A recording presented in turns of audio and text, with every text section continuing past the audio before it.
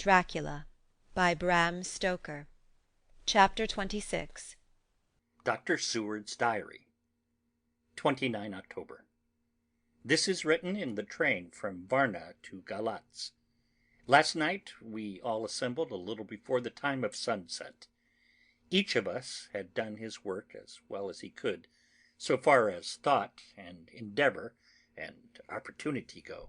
We are prepared for the whole of our journey, and for our work when we get to Galatz.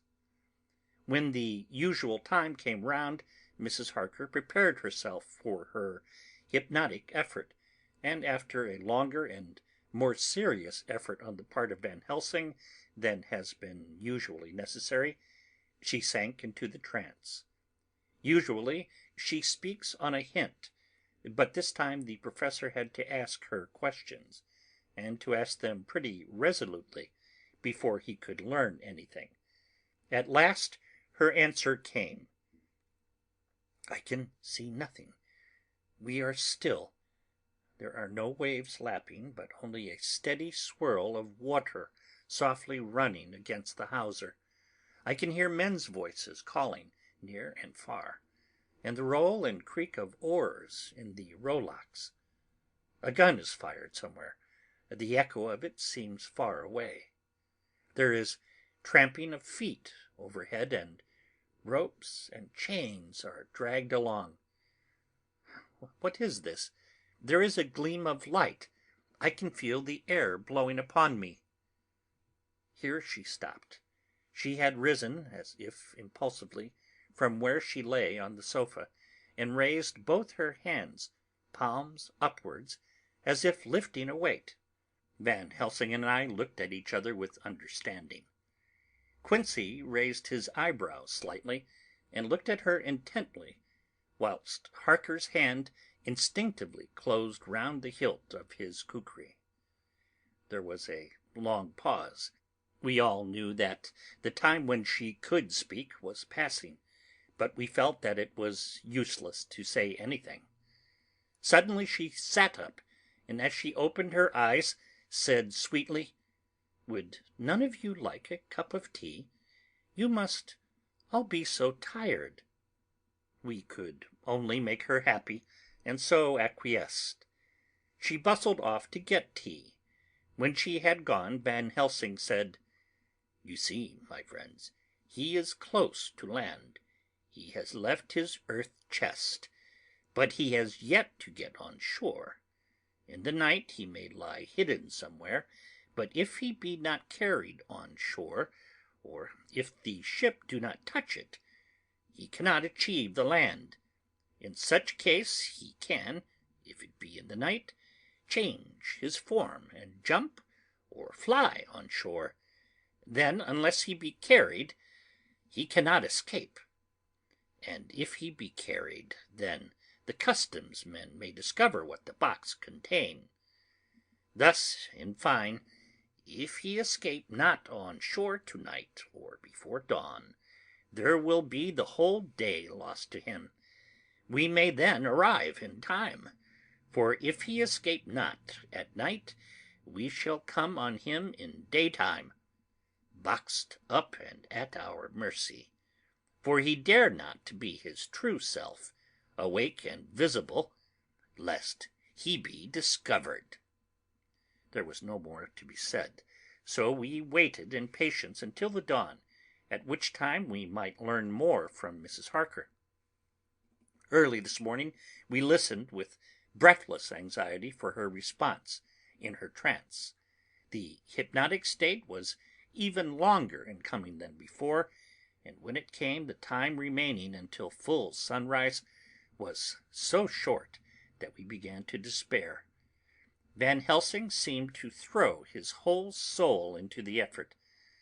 At last, in obedience to his will, she made reply. "All is dark. I hear lapping water level with me, and some creaking as of wood on wood." She paused, and the red sun shot up. "We must wait till tonight." And so it is that we are travelling towards Galatz, in an agony of expectation. We are due to arrive between 2 and 3 in the morning, but already at Bucharest we are 3 hours late, so we cannot possibly get in till well after sunup. Thus we shall have 2 more hypnotic messages from Mrs. Harker. Either or both may possibly throw more light on what is happening. Later, sunset has come and gone. Fortunately, it came at a time when there was no distraction, for had it occurred whilst we were at a station, we might not have secured the necessary calm and isolation. Mrs. Harker yielded to the hypnotic influence even less readily than this morning. I am in fear that her power of reading the Count's sensations may die away just when we want it most. It seems to me that her imagination is beginning to work. Whilst she has been in the trance hitherto, she has confined herself to the simplest of facts. If this goes on, it may ultimately mislead us. If I thought that the Count's power over her would die away equally with her power of knowledge, it would be a happy thought. But I am afraid that it may not be so. When she did speak, her words were enigmatical. Something is going out. I can feel it pass me like a cold wind. I can hear, far off, confused sounds, as of men talking in strange tongues, fierce falling water, and the howling of wolves. She stopped, and a shudder ran through her, increasing in intensity for a few seconds, till, at the end, she shook as though in a palsy. She said no more, even in answer to the professor's imperative questioning. When she woke from the trance, she was cold and exhausted and languid, but her mind was all alert. She could not remember anything, but asked what she had said. When she was told, she pondered over it deeply for a long time, and in silence. 30 October, 7 a.m. We are near Galatz now, and I may not have time to write later. Sunrise this morning was anxiously looked for by us all. Knowing of the increasing difficulty of procuring the hypnotic trance, Van Helsing began his passes earlier than usual. They produced no effect, however, until the regular time, when she yielded with still a greater difficulty, only a minute before the sun rose. The professor lost no time in his questioning. Her answer came with equal quickness. All is dark. I hear water swirling by, level with my ears, and the creaking of wood on wood. Cattle low far off. There is another sound, a queer one, like... She stopped and grew white, and whiter still. Go on, speak, I command you," said Van Helsing in an agonized voice. At the same time there was despair in his eyes, for the risen sun was reddening even Mrs. Harker's pale face. She opened her eyes, and we all started as she said, sweetly and seemingly with the utmost concern, "Oh, Professor, why ask me to do what you know I can't? I don't remember anything." Then, seeing the look of amazement on our faces, she said, turning from one to the other with a troubled look, "What have I said? What have I done? I know nothing, only that I was lying here, half asleep, and heard you say, 'Go on, speak, I command you.' It seemed so funny to hear you order me about, as if I were a bad child." "Oh, Madam Mina," he said sadly, "it is proof, if proof be needed, of how I love and honor you, when a word for your good, spoken more earnest than ever, can seem so strange. because it is to order her who I am proud to obey. The whistles are sounding. We are nearing Galatz. We are on fire with anxiety and eagerness. Mina Harker's Journal. 30th October. Mr. Morris took me to the hotel where our rooms had been ordered by telegraph, he being the one who could best be spared, since he does not speak any foreign language. The forces were distributed much as they had been at Varna, except that Lord Godalming went to the Vice-Consul, as his rank might serve as an immediate guarantee of some sort to the official, we being in extreme hurry. Jonathan and the 2 doctors went to the shipping agent to learn particulars of the arrival of the Tsarina Catherine. Later. Lord Godalming has returned. The consul is away, and the vice-consul sick, so the routine work has been attended to by a clerk. He was very obliging, and offered to do anything in his power. Jonathan Harker's Journal. 30 October.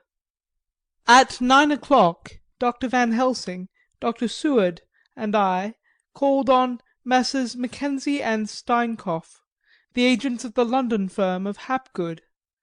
They had received a wire from London, in answer to Lord Godalming's telegraphed request, asking them to show us any civility in their power. They were more than kind and courteous, and took us at once on board the Tsarina Catherine, which lay at anchor out in the river harbour.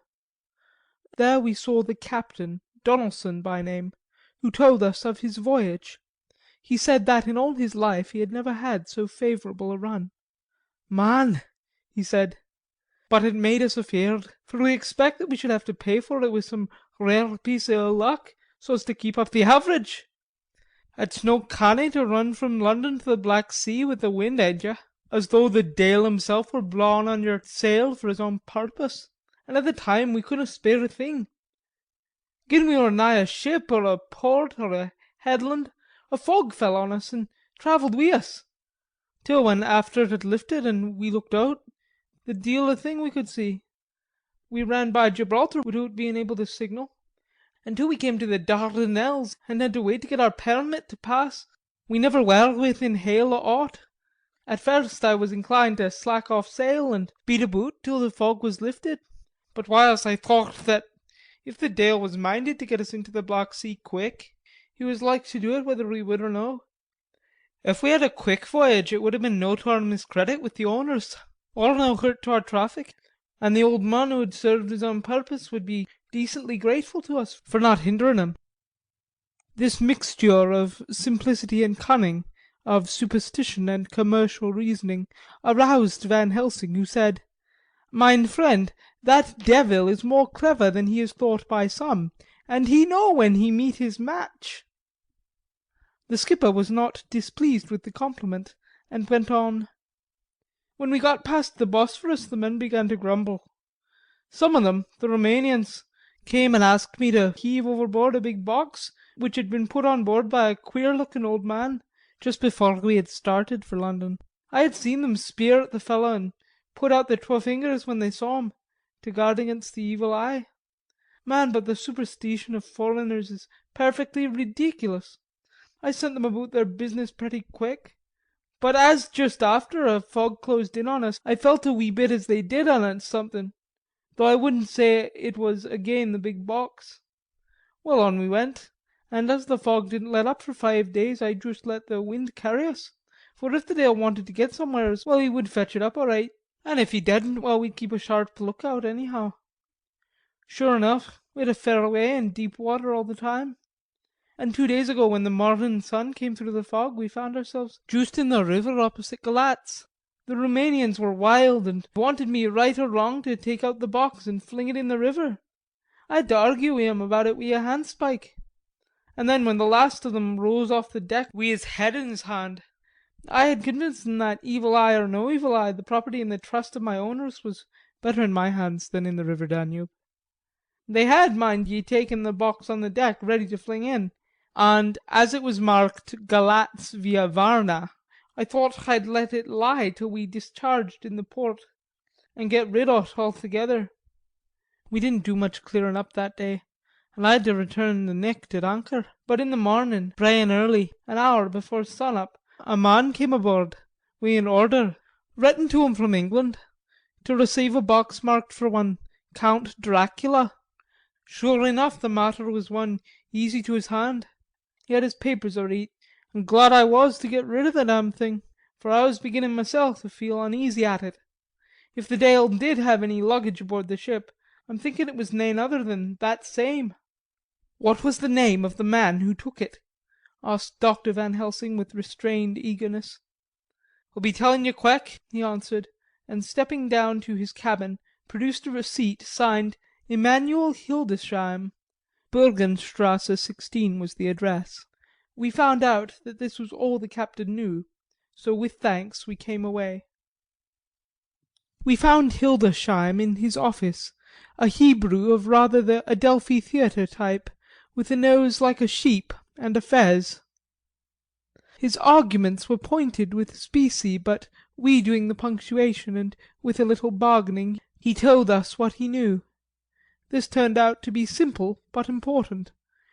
He had received a letter from a Mr. Deville of London, telling him to receive, if possible, before sunrise, so as to avoid customs, a box which would arrive at Galatz in the Tsarina Catherine. This he was to give in charge to a certain Petrov Skinsky, who dealt with the Slovaks who traded down the river to the port. He had been paid for his work by an English banknote which had been duly cashed for gold at the Danube International Bank. When Skinsky had come to him, he had taken him to the ship and handed over the box so as to save porterage. That was all he knew. We then sought for Skinsky, but we were unable to find him.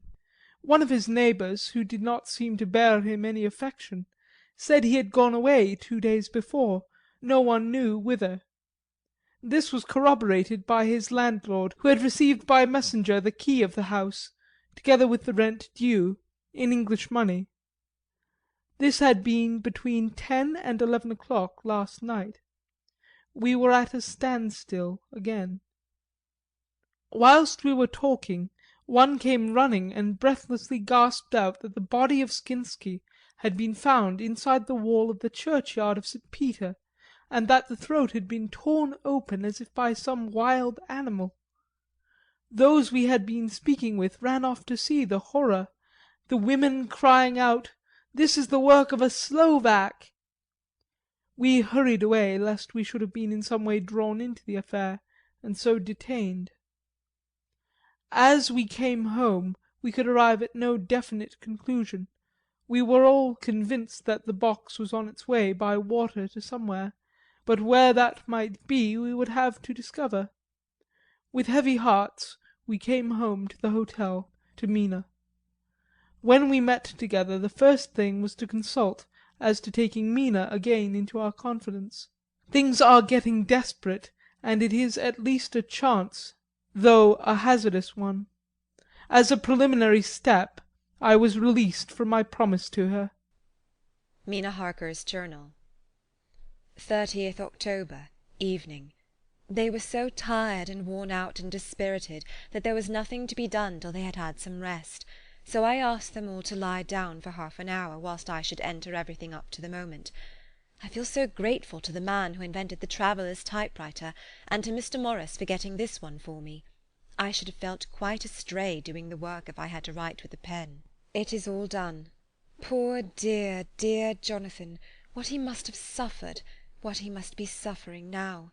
He lies on the sofa hardly seeming to breathe, and his whole body appears in collapse. His brows are knit, his face is drawn with pain.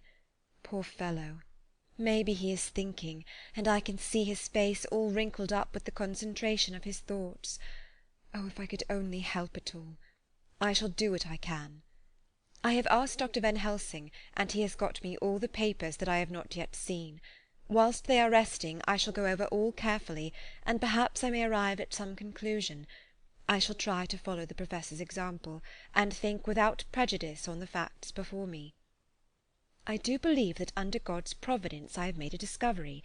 I shall get the maps and look over them. I am more than ever sure that I am right. My new conclusion is ready, so I shall get our party together and read it. They can judge it. It is well to be accurate, and every minute is precious. Mina Harker's memorandum, entered in her journal. Ground of inquiry. Count Dracula's problem is to get back to his own place. A. He must be brought back by someone. This is evident, for had he power to move himself as he wished, he could go either as man or wolf or bat in some other way. He evidently fears discovery or interference, in the state of helplessness in which he must be, confined as he is between dawn and sunset in his wooden box. B. How is he to be taken? Here a process of exclusions may help us. By road, by rail, by water. 1. By road. There are endless difficulties, especially in leaving the city. X. There are people, and people are curious and investigate. A hint, a surmise, a doubt as to what might be in the box would destroy him. There are, or there may be, customs and octroi offices to pass. Z. His pursuers might follow. This is his highest fear, and in order to prevent his being betrayed, he has repelled, so far as he can, even his victim, me. 2. By rail. There is no one in charge of the box. It would have to take its chance of being delayed, and delay would be fatal, with enemies on the track. True, he might escape at night, but what would he be, if left in a strange place, with no refuge that he could fly to? This is not what he intends, and he does not mean to risk it. 3.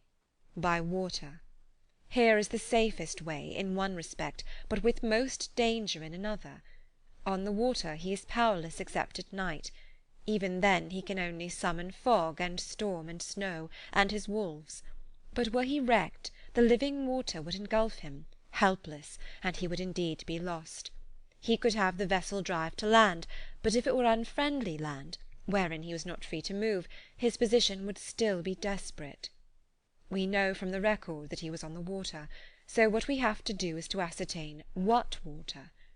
The first thing is to realize exactly what he has done as yet. We may then get a light on what his task is to be. Firstly, we must differentiate between what he did in London as part of his general plan of action, when he was pressed for moments and had to arrange as best he could. Secondly, we must see, as well as we can surmise it from the facts we know of, what he has done here. As to the first, he evidently intended to arrive at Galatz, and sent invoice to Varna, to deceive us, lest we should ascertain his means of exit from England. His immediate and sole purpose then was to escape. The proof of this is the letter of instructions sent to Emanuel Hildesheim to clear and take away the box before sunrise. There is also the instruction to Petrov Skinsky. These we must only guess at, but there must have been some letter or message, since Skinsky came to Hildesheim. That so far his plans were successful, we know. The Tsarina Catherine made a phenomenally quick journey, so much so that Captain Donelson's suspicions were aroused. But his superstition, united with his canniness, played the Count's game for him, and he ran with his favouring wind through fogs and all till he brought up blindfold at Galatz. That the Count's arrangements were well made has been proved. Hildesheim cleared the box, took it off, and gave it to Skinsky. Skinsky took it, and here we lose the trail. We only know that the box is somewhere on the water, moving along. The customs and the octroi, if there be any, have been avoided. Now we come to what the Count must have done after his arrival on land at Galatz. The box was given to Skinsky before sunrise. At sunrise the Count could appear in his own form. Here we ask why Skinsky was chosen at all to aid in the work. In my husband's diary, Skinsky is mentioned as dealing with the Slovaks who trade down the river to the port, and the man's remark that the murder was the work of a Slovak showed the general feeling against his class. The Count wanted isolation. My surmise is this, that in London the Count decided to get back to his castle by water as the most safe and secret way. He was brought from the castle by Zgani, and probably they delivered their cargo to Slovaks who took the boxes to Varna, for there they were shipped to London. Thus the Count had knowledge of the persons who could arrange this service. When the box was on land, before sunrise or after sunset, he came out from his box, met Skinsky, and instructed him what to do as to arranging the carriage of the box up some river. When this was done, and he knew that all was in train, he blotted out his traces, as he thought, by murdering his agent. I have examined the map, and find that the river most suitable for the Slovaks to have ascended is either the Pruth or the Sereth. I read in the typescript that in my trance I heard cows low and water swirling level with my ears, and the creaking of wood. The Count in his box, then, was on a river in an open boat, propelled probably either by oars or poles, for the banks are near, and it is working against stream. There would be no such if floating down-stream. Of course it may not be either the Sereth or the Pruth, but we may possibly investigate further. Now of these two the Pruth is the more easily navigated, but the Sereth is, at Fundu, joined by the Bistritza, which runs up round the Borgo Pass. The loop it makes is manifestly as close to Dracula's castle as can be got by water. Mina Harker's journal continued. When I had done reading, Jonathan took me in his arms and kissed me. The others kept shaking me by both hands, and Dr. Van Helsing said, "Our dear Madam Mina is once more our teacher. Her eyes have been where we were blinded. Now we are on the track once again, and this time we may succeed. Our enemy is at his most helpless, and if we can come on him by day, on the water, our task will be over. He has a start, but he is powerless to hasten, as he may not leave this box, lest those who carry him may suspect. For them to suspect would be to prompt them to throw him in the stream where he perish. This he knows, and will not. Now, men, to our council of war, for here and now we must plan what each and all shall do." "I shall get a steam launch and follow him," said Lord Godalming. "And I, horses to follow on the bank, lest by chance he land," said Mr. Morris. "Good," said the Professor. "Both good. But neither must go alone. There must be force to overcome force if need be. The Slovak is strong and rough, and he carries rude arms." All the men smiled, for amongst them they carried a small arsenal. Said Mr. Morris, "I have brought some Winchesters. They are pretty handy in a crowd, and there may be wolves. The Count, if you remember, took some other precautions. He made some requisitions on others that Mrs. Harker could not quite hear or understand. We must be ready at all points." Dr. Seward said, "I think I had better go with Quincey. We have been accustomed to hunt together, and we two, well armed, will be a match for whatever may come along. You must not be alone, Art. It may be necessary to fight the Slovaks, and a chance thrust, for I don't suppose those fellows carry guns, would undo all our plans. There must be no chances this time. We shall not rest until the Count's head and body have been separated, and we are sure that he cannot reincarnate." He looked at Jonathan as he spoke, and Jonathan looked at me. I could see that the poor dear was torn about in his mind. Of course he wanted to be with me, but then the boat service would most likely be the one which would destroy the vampire. Why did I hesitate to write the word? He was silent a while, and during his silence Dr. Van Helsing spoke. "Friend Jonathan, this is to you for twice reasons. First, because you are young and brave and can fight, and all energies may be needed at the last. And again, that it is your right to destroy him. That which has wrought such woe to you and yours. Be not afraid for Madam Mina. She will be my care, if I may. I am old, my legs are not so quick to run as once, and I am not used to ride so long or to pursue as need be, or to fight with lethal weapons. But I can be of other service. I can fight another way. And I can die if need be as well as younger men. Now let me say that what I would is this. While you, my Lord Godalming, and friend Jonathan, go in your so swift little steamboat up the river, and whilst John and Quincey guard the bank where perchance he might be landed, I will take Madam Mina right into the heart of the enemy's country. Whilst the old fox is tied in his box, floating on the running stream whence he cannot escape to land, where he dares not raise the lid of his coffin-box, lest his Slovak carriers should in fear leave him to perish, we shall go in the track where Jonathan went, from Bistritz over the Borgo, and find our way to the castle of Dracula. Here Madam Mina's hypnotic power will surely help, and we shall find our way, all dark and unknown otherwise, after the first sunrise when we are near that fateful place. There is much to be done, and other places to be made sanctify, so that the nest of vipers be obliterated." Here Jonathan interrupted him hotly. "Do you mean to say, Professor Van Helsing, that you would bring Mina, in her sad case and tainted as she is with that devil's illness, right into the jaws of his death-trap? Not for the world, not for heaven or hell." He became almost speechless for a minute, and then went on. "Do you know what the place is? Have you seen that awful den of hellish infamy, with the very moonlight alive with grisly shapes, and every speck of dust that whirls in the wind a devouring monster and embryo? Have you felt the vampire's lips upon your throat?" Here he turned to me, and as his eyes lit on my forehead, he threw up his arms with a cry, "Oh, my God! What have we done to have this terror upon us?" And he sank down on the sofa in a collapse of misery. The Professor's voice, as he spoke in clear, sweet tones, which seemed to vibrate in the air, calmed us all. "Oh, my friend, it is because I would save Madam Mina from that awful place that I would go. God forbid that I should take her into that place.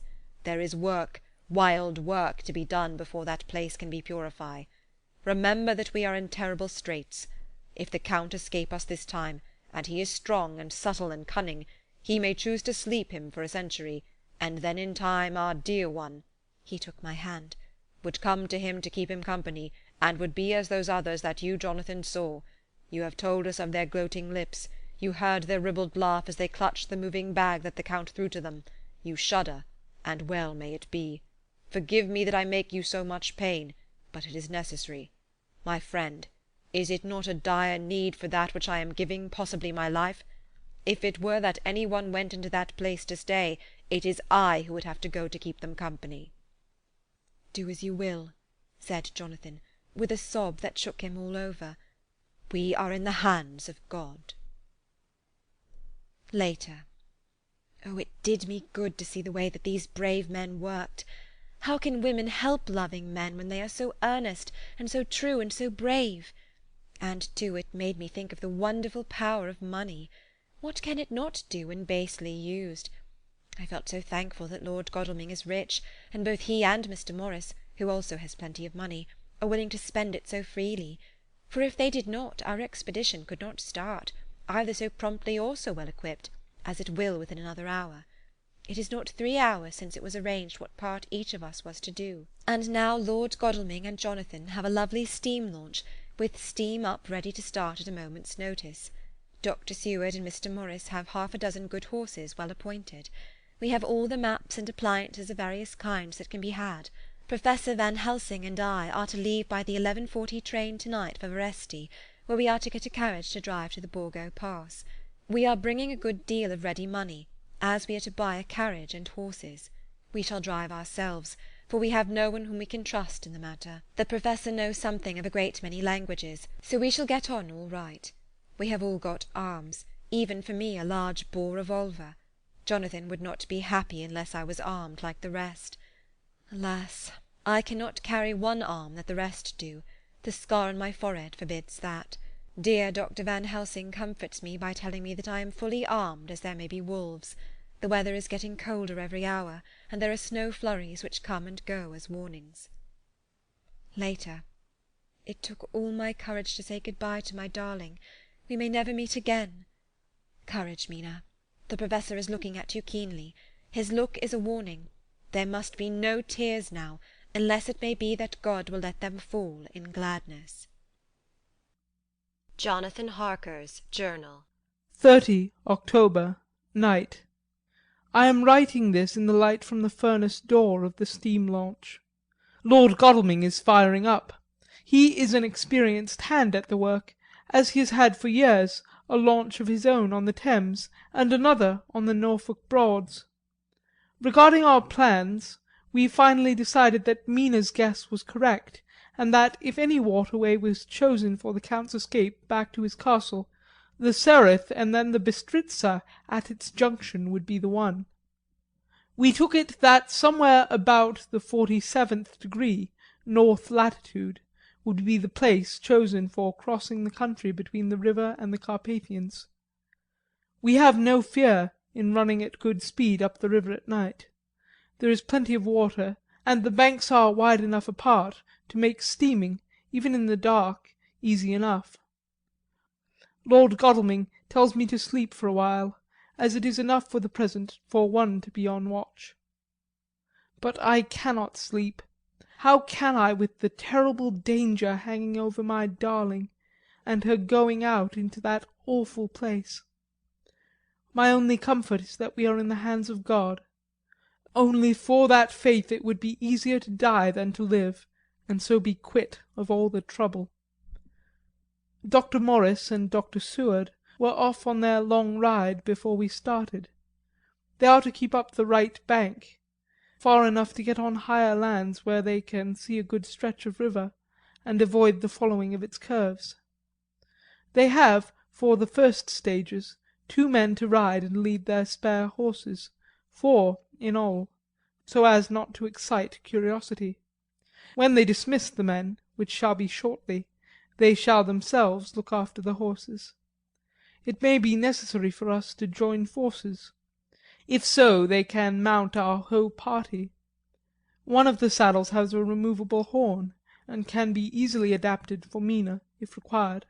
It is a wild adventure we are on.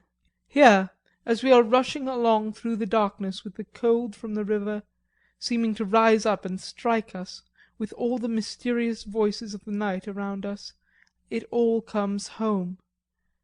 We seem to be drifting into unknown places and unknown ways, into a whole world of dark and dreadful things. Godalming is shutting the furnace door. 31 October. Still hurrying along. The day has come and Godalming is sleeping. I am on watch. The morning is bitterly cold, the furnace heat is grateful, though we have heavy fur coats. As yet we have passed only a few open boats, but none of them had on board any box or package of anything like the size of the one we seek. The men were scared every time we turned our electric lamp on them, and fell on their knees and prayed. 1 November, evening. No news all day. We have found nothing of the kind we seek. We have now passed into the Bistritza, and if we are wrong in our surmise our chance is gone.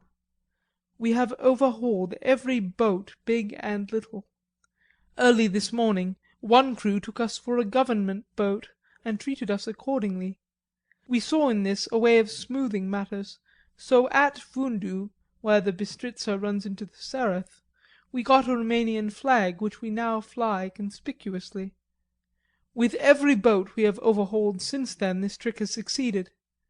We have had every deference shown to us, and not once any objection to whatever we chose to ask or do.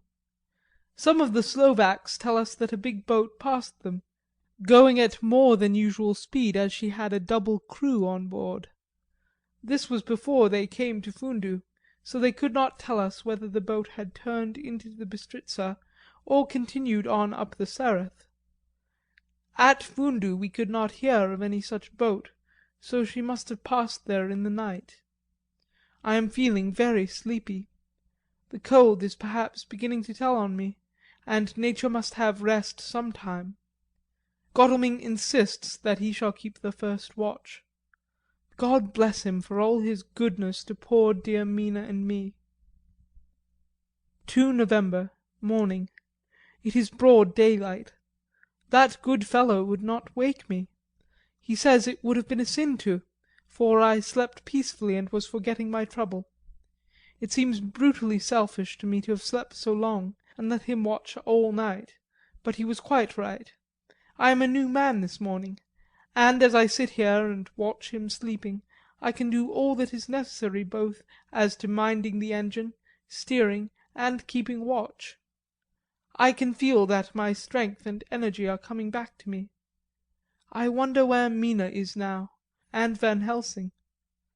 They should have got to Veresti about noon on Wednesday.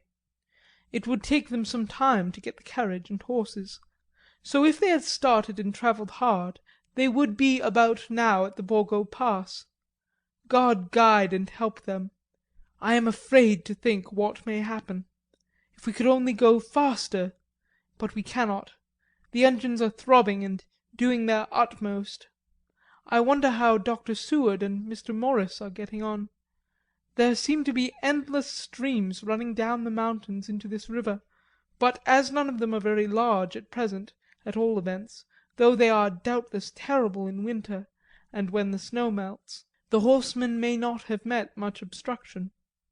I hope that before we get to Strasbourg we may see them, for if by that time we have not overtaken the Count, it may be necessary to take counsel together what to do next. Dr. Seward's Diary, 2 November. 3 days on the road. No news and no time to write it, if there had been, for every moment is precious. We have had only the rest needful for the horses, but we are both bearing it wonderfully. Those adventurous days of ours are turning up useful. We must push on. We shall never feel happy till we get the launch in sight again. 3 November. We heard at Fundu that the launch had gone up the Bistritza. I wish it wasn't so cold. There are signs of snow coming, and if it falls heavy, it will stop us. In such case we must get a sledge and go on Russian fashion. 4 November. Today we heard of the launch having been detained by an accident when trying to force a way up the rapids. The Slovak boats get up all right, by aid of a rope and steering with knowledge. Some went up only a few hours before. Godalming is an amateur fitter himself, and evidently it was he who put the launch in trim again.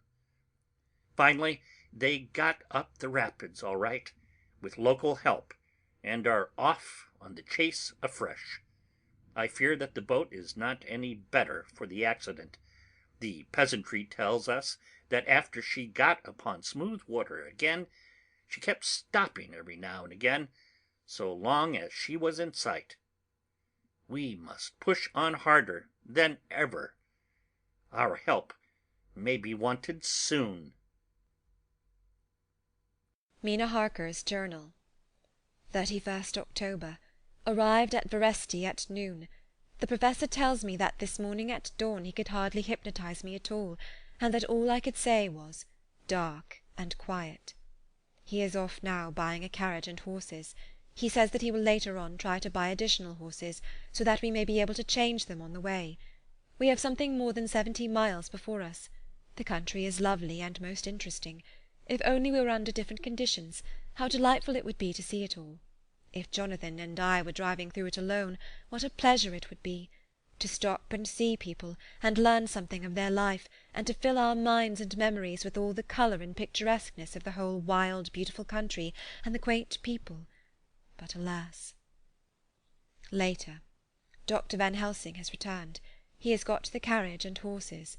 We are to have some dinner and to start in an hour. The landlady is putting us up a huge basket of provisions.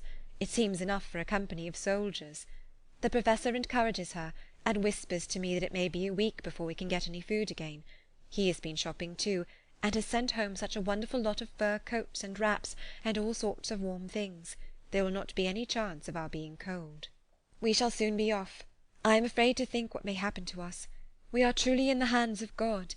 He alone knows what may be, and I pray him, with all the strength of my sad and humble soul, that he will watch over my beloved husband, that whatever may happen, Jonathan may know that I loved him and honoured him more than I can say, and that my latest and truest thought will be always for him. End of chapter 26.